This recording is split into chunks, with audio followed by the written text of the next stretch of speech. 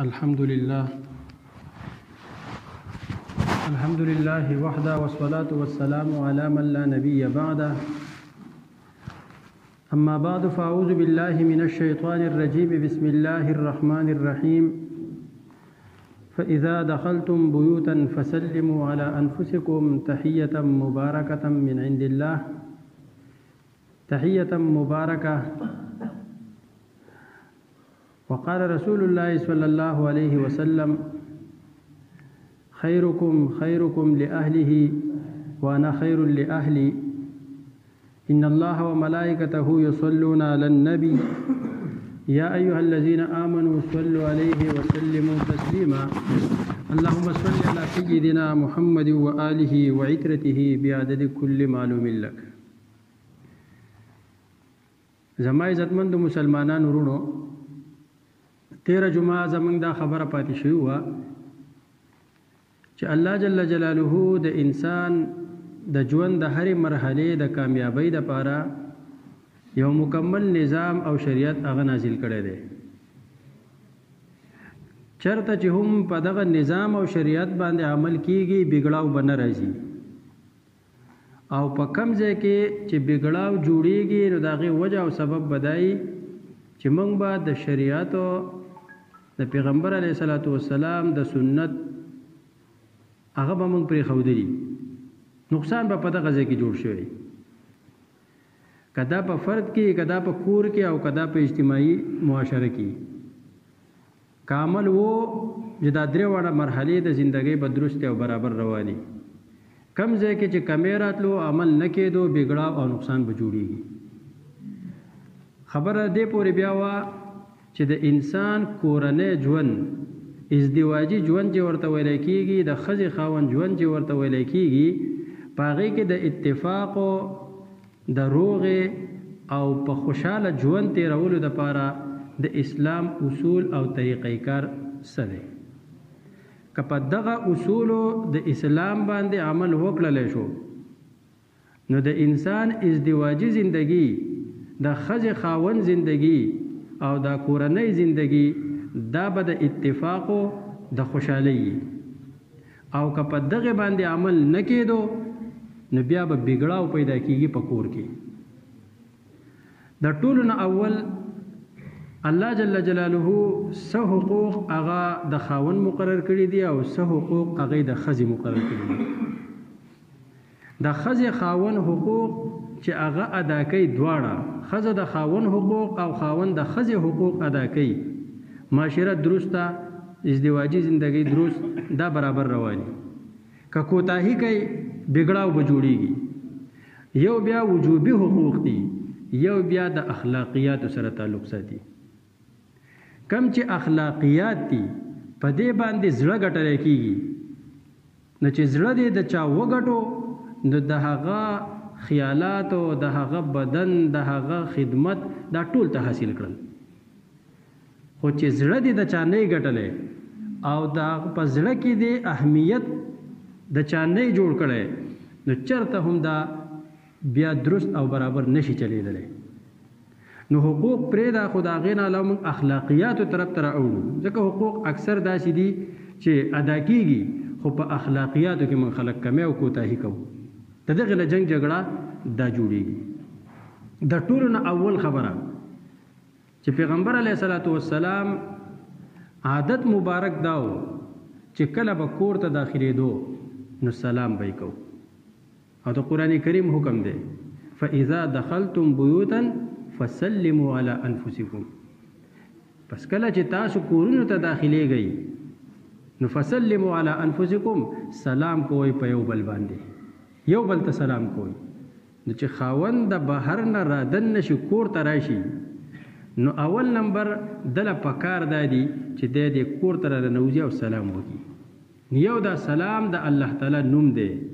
یو دعا ده، یو دا اهمیت ورکول دی زنانه ته،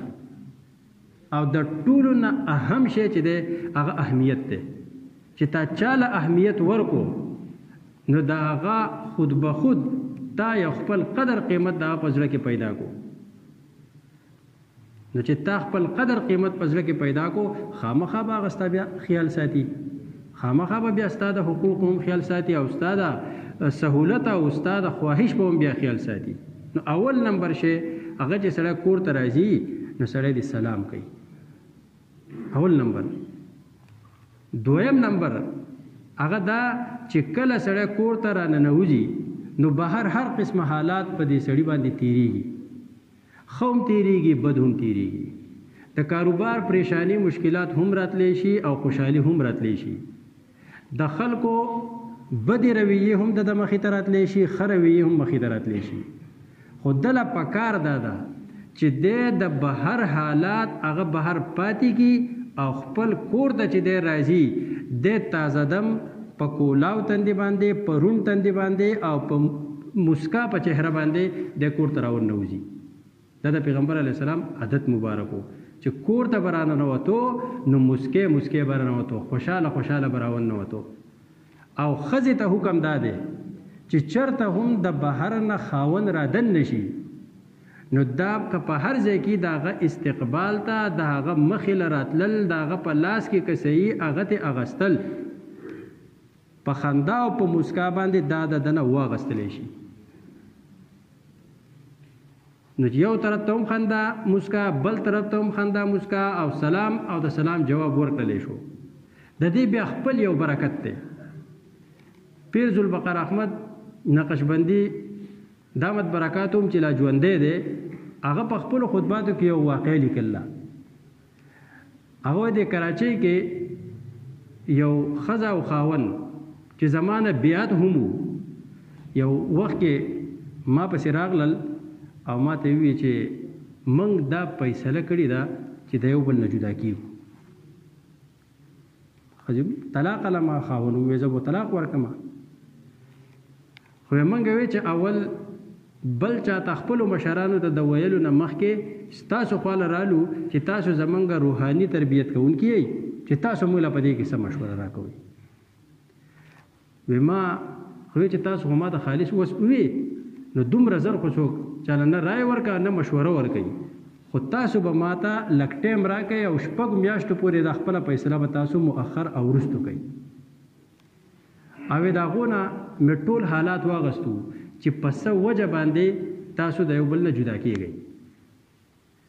نو زه په مین مسله دا پوه شوم چې په دغه ورځو کې هړتالونه وو، کاروبارونه خراب وو، ټیکسونه نه ادا کېدل، دغه شان کاروبار بالکل ټپ وو. کم چې اګرایو والا خلک په دې دکاندار پسې راتلل، دا کم چې د خاوند وو د ده سره د هغې د ادایګۍ څه بندوبست نه و. نو بهر دا څومره پریشانۍ چې به وې نو دی به چې کور ته راتلو نو په دغه پریشانۍ او غم او بوټ تندي کې به دی د کور ته راوننوتو.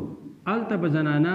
هغه په دې انتظار ناسته وه، خوراک وغیره به تیار کړی چې زما خاوند به راشي او چېرته په خوشحالۍ او په خندا به موږ چېرته ډوډۍ وخورو. نو چې دی به راغی هغه پریشان او خفه به و. نو د ښځې څو وخت داسې وشوه د دې خیال دا شو چې دی چېرته بهر به د چا سره خبرې اترې کوي، دی خو نه زما سره خبرې کوي نه زما سره د خندا خوشحالۍ باندې میلاویږي، د خامخا څه چل به وي. نو په دې به هغه په معمولي خبرو به د یو بل سره تو مې او دا اختلافات او ماریزې به وي. د دې ښځې وی چې ما سوچ وکړو چې څو به زه د دې مصیبت کې لکه یم او دا وخت په دې چې تېرومه، خو داسې به وکړو چې زه به لکه جدا شم، دی به هم جدا شي، دواړه خو به لکه آزاد یو، خوشحاله خو به یو. نو دی چې زه په مین مسله پوه شوم چې دا خاوند په دغه سنتو د پیغمبر علیه السلام عمل نه کوي، وخت نه ورکوي، د بهر پریشانۍ مشکلات چې څومره دي هغه کور ته هم راوړي. نو په دې کې د زنانه څه ګناه دی؟ جو ما وی چې خره شپږ میاشتې به تاسو دا فیصله مؤخره کوئ، خو چې زه درته څنګه وخت ویم هغه شانې به تاسو تېروئ. دوی چې صحیح ده تاسو څنګه وایو. ما ورته اول دا ووی سړي ده چې ته بهر ستا څومره کارونه دي، څه چې پریشانۍ دي، څه چې دي، دا ټول دا چې ته کله دکان بندې د دکان د بندولو سره به دا په دکان کې پاتې کې. ته چې کور ته راځې نو بالکل تازه به راځې او دا پریشانۍ او دا بوټ تندې او دا خپه وخت دا به په کور کې نه تېرې. یوه دویم چې ته کور ته رانوځې سلام به کې. هغوی صحیح ده بالکل کوم به. او دریم دی ښځې ته دا ووي چې د کله هم کور ته راشي ته به د استقبال ته مخې ته راوځې او د سره په لاس کې سدي دا به ته اخلي او دته به د سلام جواب او ستړي مشي دا به ورته کې نو په دې طریقه باندې به تاسو وخت تیروئ نو چې سړی په دغه طریقې وخت شروع کو او زنانه هم په هغه خبره باندې عمل شروع کو نو پیرز البقره احمد صاحب لیکلي دي چې ما ته شپږ میاشتې ویلي وې 13 ورځې وروسته د هغو ټلیفون راغی او وی چې دا 13 ورځې موږ داسې په سکون کې تېره کړې لکه موږ چې وس واده کړی او دا زموږ د هنیمون ورځي دا ولې دا د سنتو خپل برکت دي چې ته خپل کور له وخت ورکې ستا باندې ستا د کور والا حق دی ته به هغو له اهمیت ورکې هغه انسان دی څنګه چې ته خفه کېږې تا له غوسه درځي تا له هغه ستړی کېږي دقه شانتې هغو له هم به غوسه ورځي هغو له قهر ورځي هغو ستړي کېږي دا احساس پته کې دوه خبرې یو دا سلام کول په خوشحالۍ باندې میلاوېدل او دریم نمبر چې د خپل کور والا کله کله لږ لږ تعریف کول موږ ورته صفت وایو که نه چې مثال په طور باندې میلمانه دې راغلل خوراک یې پوخ کو ستړي شو په آخر کې دا ووایه چې دا خوراک ډېر مزیدار و دې که بار درته هغه ملګرو دې نه ویلي م ووایه چې ډېر ښکلی پخ کړی ټولې تعریف وکړو او ښه په شوق باندې دا خوراک وکړو نو کله کله چې ته تعریف کې دا هم ته د هغو په زړه کې ځای جوړی او هغه به دا ووایي چې ما کم کړاو وکړو تکلیف مې تیر کو د هغې ځای نه شي او په دې باندې ښکاري نو چې اوس یو سړی تکلیف تیر کی او په چا ښکاري نو په پښتو کې موږ څه متل کوو پلاني سره ښه کول په شګو کې واړه بول کول دي چې نه وایو نو چې لږ تعریف ته وکړو نو خلک څه شي خوشحاله شي واقعي زما دا کړاو زما دا تکلیف دا پې ښکاري نن سبا چې پخوا خو به دا خوراکونه زم د خلکو په خانک کې به یې وریجې راویستې په غټه غوری کې به یې راویستې نو لوښه به یې 2-3 څښا شو نور به دونه نه څښا کېدو اوس خو ډونګۍ جدا دي او هر یو پلیټ جدا دی او کاشوغې جدا دي او دغه شان واړه والا پلیټونه د چکنۍ او د یو شي او د بل شي هغه جدا دي لکه څه لږ شی نه په 5-6 میلمنو باندې څومره لکه لوښې هغه څښا کېږي نو چې ته لږ تعریف وکړې که نه نو دغه جسماني کړاو هغو ته بیا څه نه ښکاري ځکه ذهني هغه دمی ذهني زنانه هغه دمی چې ذهني زنانه دمی نو جسماني کړاو هغه کولی شي بیا هغه ورته اساني بله اهمه خبره تاسو ته دا وکړم نفسیاتي خبره کم خلک چې خپل کور والا هغه دباو ساتي خپل کور کې دوستانه ماحول نه ساتي د بو او د یرې او د وحشت حالت ساتي د کور د زنانو زر بوډۍ کېږي هم او زر بیماره کېږي هم بیا بیماریانو شکار شي نو که یو سړی دا غواړي چې زما ډېر وخت هغه بغیر د بیمارو او پریشانو نه وي نو خپل ژوند د په راحت او په سکون په دې باندې تېروي 3 طریقې شوې څلورمه طریقه هغه الله جل جلاله فرمایي وعاشروهن بالمعروف د دې زنانو سره وخت تېروئ معاشرت ورسره کوئ ژوند ورسره تېروئ بالمعروف په ښه طریقه په اخلاقیاتو کې په نرمۍ کې ابو ذر رضی الله تعالی یو صحابي دی هغه تر مرګه پورې د خپل کور والا سره چېرته شر نه دی کړی او نه ورسره هغې کړلی د دې وجه سره په وجه دا ده چې موږ د واده په شپه باندې یو معاهده وکړه بیا ما وې چې ګوره زه هم انسان یم ته هم انسان یې زما به هم یو سوچ وي ستا هم یو سوچ دی تا له هم غوسه درسي ما له به هم راځي کله به زما له طرف نه تیزه خبره کېږي کله به ستا له طرف نه نو ګوره په دې ټولو کې چې زه قار شم ته به څه نوی جواب به نه ورکوې که ته قار شوې زه به جواب نه ورکوم که بالفرض زما نه یو خبره خرابه شوه ته به ما ته څه کې پای کې صبر کې برداشت پکې که ستا نه خبر خرابه شوه نو زه به څه کوم برداشت وکړم نو شر خو د یو طرفه نه کېږي خو چې یو ګزاره کوي جو دا بل طرف نه که تیزي وشي نو خیر دی جو بل ټایم به دا بل تیز شي دا بل به ګزاره وکړي نو د قرآن حکم دی 4 نمبر چې وعاشروهن بالمعروف په نرمۍ سره په اخلاقو سره په ښه طریقې باندې څه کوئ ژوند تېروئ د زنانه سره د خپل کور کې په اخلاقیاتو په نرمۍ په دوستانه ماحول کې هغه ژوند هغه تېروئ او 5 نمبر برداشت کول برداشت چې کله هم څه تکلیف څه مصیبت څه سخته دا راشي یا د یو طرف نه تیزه خبره وشي هغه برداشت کا د بل طرف نه تیزه خبره وشي دا برداشت کا او 6 نمبر کله کله مزاح او د خوشطبعۍ